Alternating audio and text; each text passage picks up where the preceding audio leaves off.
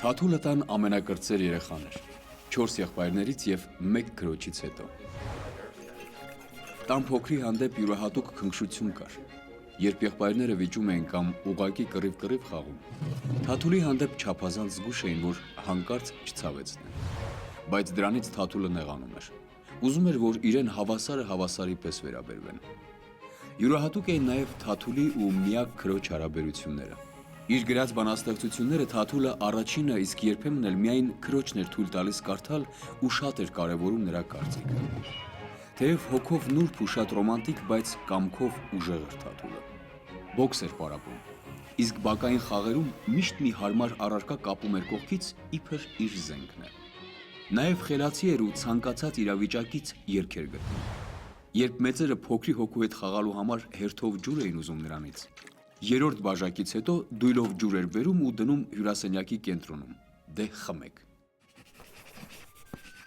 Կրպեյանները Թալին էին տեղափոխվել Արևմտյան Հայաստանի Նախիջևան գյուղից։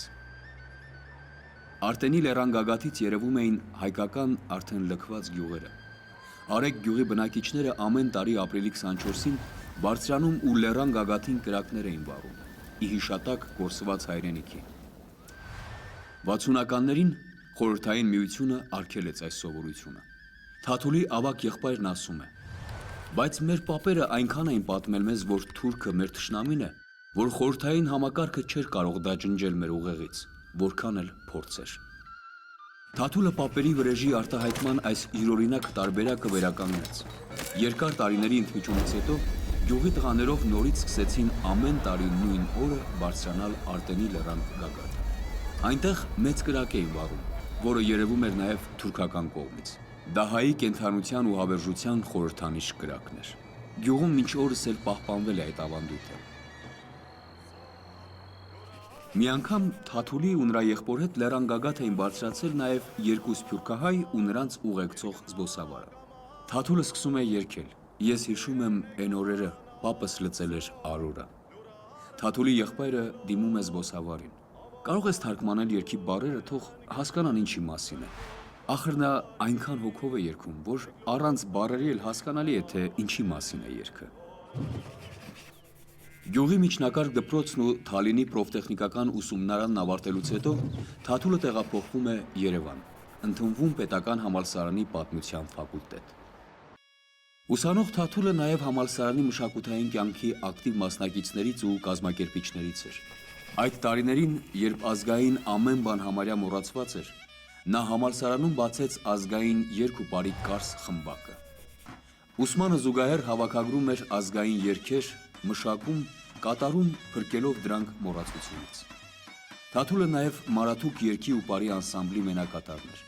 Անսամբլի ղեկավարը Երվանդը հիշում է. նա պարզապես մենակատար չէր։ Նա պարում էր խենթի պես, ով նրա կողքին էր կանգնած լինում, 2 օր թուլացած ձեռքերով էր շրջում։ Իդեպ հենց Մարաթուկում էլ Թաթուլը գտավ ապագա կնոջը, Իրինային։ Նրանց ամուսնությունից 1 տարի անց ծնվեց Թաթուլի միակ դուստրը։ Մի անգամ նա գրկեց փոքրիկ Ասպրամին ու գնաց նրա հետ լուսանկարվելու։ Այդ նկարը միշտ ծոցագրպանում էր պահում։ Երբ արդեն գետաշենում կնոջից լուր է ստանում, որ փոքրիկն ատամ է հանել, նկարի հետևում գրում է. Իմ փոքրիկ ատամիկ, ես քեզ շատ եմ սիրում, բայց ոչ քեզ եմ արժանի, ոչ էլ մորդ։ Խնդրում եմ ինձ ներեք։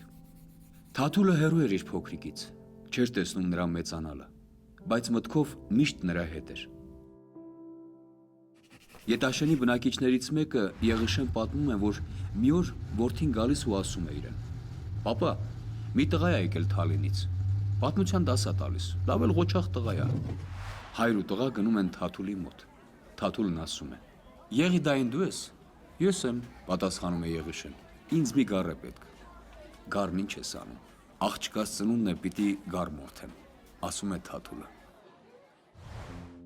Թաթուլն արդեն ուսանող էր, երբ տեղի ունեցավ մեծ աղետը, Սպիտակի երկրաշարժը։ Նա չկարողացավ անտարբեր մնալ, թողեց դասերն ու մեկնեց Սպիտակ։ Օրեր շարունակ մասնակցեց փրկարարական ու վերականգնողական աշխատանքներին։ Նա հավաքեց տասնյակ որբացած մանուկների։ Նրանց մի մասին ուղարկեց գյուղ ժամանակավորապես իրենց տանն ապրելու, մի մասին էլ Երևան, քրոջ մոտ։ Նույն ձմռանը Սումգայիթյան ջարդից հետո բազմաթիվ սարսափած հայեր փախչելով հասել էին Հայաստան։ Նրանց մի մասը տեղավորվել էր Աղվերանում։ Թաթուլն իր ազգագրական երգ ու պարի խմբով մեկնում է Աղվերան։ Հայրենակիցների տրամադրությունը մի փոքր ցրելու, նրանց իր երգով հույս ու ապահովության զգացումներ շնչելու համար։ Երևանում արդեն խմորումներ էին։ Սկսվում էր շարժումը, որ պիտի վերածվեր ազատագրական պայքարի։ Թաթուլն առաջիններից էր, որ ղեկավարեց ուսանողական խմբերի մասնակցությունը շարժմանը։ Նա համախմբում էր իր ելույթներով, կոչերով, նստացույցեր ու դասադուլներ էր կազմակերպում։ Ուսանողներին ուղղված կոչերից մեկում Թաթուլն ասում է. «Մենք ապրում ենք, որպեսզի երկար գոյատևենք, որպեսզի մեր շունչը խառնենք ամբողջ հայքի հովին, քամիներին ու գնանք հասնենք Մասիսին, Մասիսն էլ առնենք»։ Բայց շուտով պարզ է դառնում, որ Արցախում սկսվել են ռազմական բախումներ։ Թաթուլն այլևս չէր կարող մնալ Երևանում։ Նա որոշում է մեկնել այդ պահին Արցախի ամենավտանգավոր կետերից մեկը՝ Գետաշեն։ Բայց գյուղ հասնելն այնքան էլ հեշտ չէր։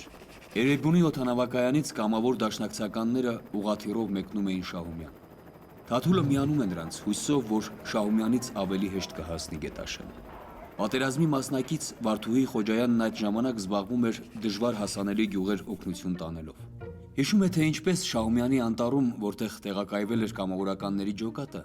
իրեն է մոտենում խոժոռ դեմքով, թավ մորուքով մի տղա։ «Ճիշտ է, որ դու Գետաշեն ես գնալու»։ «Այո», ասում է Վարդուհին։ «Ես էլ եմ եկել այստեղ, որ անցնեմ Գետաշեն»։ «Այդ ինչպես քմծիծաղ է տալիս Վարդուհին»։ «Անտառով»։ «Անտառով մենակ չես անցնի, գազաններին կեր կդառնաս։ Թող ով ուզում է հետս գա», պատասխանում է երիտասարդը։ «Էստեղ չեմ եկել, որ պարապ նստեմ ու կռվելու իմ հերթին սպասեմ։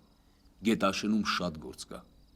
Վարդուհին նրան միանգամ էլ է զգուշացնում, որ այդպես կվտանգի իր ու իր հետ գնացողների կյանքն ու հեռանում։ Այդ համառ երիտասարդը Թաթուլն էր։ Մի քանի օր անց, երբ Վարդուհին բեռը հասցնում է Գետաշեն, զարմանալի աշխուժություն է նկատում գյուղացիների շրջանում։ Պարզվում է, Թաթուլն արդեն մի քանի օր է Գետաշենում է։ Հասցրել է կազմակերպել ինքնապաշտպանական ուժերն ու նույնիսկ արժանանալ գյուղացիների վստահությանը։ Դեռ 1991 թվականի մարտ ամսից Արցախի հյուսիսը, Գետաշենն ու Մարտունաշեն գյուղերը պարբերաբար գնդակոծվում էին թշնամու կողմից։ Ապրիլին Բաքվի պահանջով դուրս է բերվում Գետաշենում տեղակայված ԽՍՀՄ ներքին զորքերի զորամիավորում։ Գյուղերը հոսանքազրկվում են, դադարեցվում է Երևան-Շահումյան օդային կապը։ Իսկ արդեն ապրիլի 30-ին նախապես մշակված գործողության պլանի համաձայն խորհրդային ներքին զորքերն ու 4-րդ բանակի զորամիավորումները մտնում են Գետաշեն։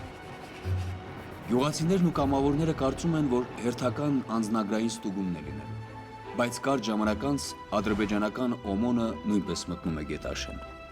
Գետաշենի պաշտպանների թիվը մեծ չէր։ Հարձակվող զորքի օղակը շատ արագ սեղմվում էր։ Մարդիկ փախչում էին, կուտակվում գյուղի կենտրոնում։ Թաթուլն իհարկե այնտեղ էր։ Գյուղ մտած զրահատեխնիկան արագ առաջ էր շարժվում։ Մարդի բռնվելն իրատեսական չէր։ Թաթուլը դիմում է հուսահատ, բայց վճռական քայլի։ Նա բարձրանում է խորհրդային 2 զրահամեքենաներից մեկի վրա, որոնք կանգ էին առել գյուղի կենտրոնում։ Ձեռքի նռնակ նա սպառնում է, որ կպայթեցնի մեքենան էլ, անձնակազմին էլ, եթե զորքը դուրս չգա գյուղից։ Թաթուլը պատանդ է վերցնում զրահամեքենաների անձնակազմերին և Բաքվի գնդի ռուս հրամանատար գնդապետ Մաշկովին։ 14 գերին ավելի ուշ փոխանակվում է թշնամու մոտ գտնվող 27 հայի հետ։ Մաշկովն ի վերջո տալիս է նահանջի հրաման։ Խորհրդային զորքը սկսում է հետ քաշվել, իսկ ադրբեջանական ՕՄՕՆ-ը չի ենթարկվում հրամանին։ Մաշկովն ինքն է փորձում բանակցություններ սկսել։ Նա Թաթուլի, նրա զինակիցներ Արթուր Կարապետյանի ու Հրաչ Դանիելյանի հետ շարժվում է դեպի օդանավակայան տանող ճանապարհով։ Նրանք անհետանում են ներկաների տեսադաշտից։ Մի քանի րոպե անց հնչում են կրակոցներ։ Մաշկովը վիրավորվում է, Թաթուլը, Արթուրն ու Հրաչը զոհվում են։ Մինչ օրս էլ պարզ չէ, թե ովքեր են արձակել դավադիր գնդակները,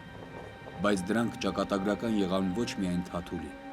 այլև ողջ հյուսիսային Արցախի համար։ Գետաշենն ու Մարտունաշենը, ապա Շահումյանի շրջանի մի շարք այլ գյուղեր հերթով գրավվեցին ու դատարկվեցին հայերից։